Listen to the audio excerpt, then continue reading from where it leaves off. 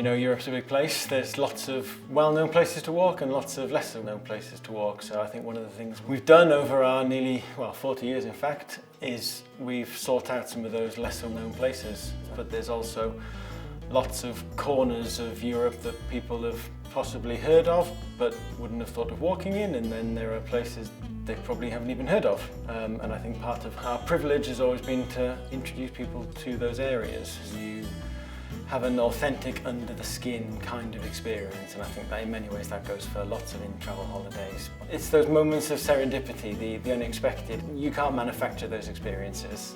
That's, for me, what's at the heart of the in-travel holiday. One of the other great joys of a walking holiday in a less well-known area or on a less popular trail is that opportunity to really disconnect and have that detox that we all cry out for in this day and age.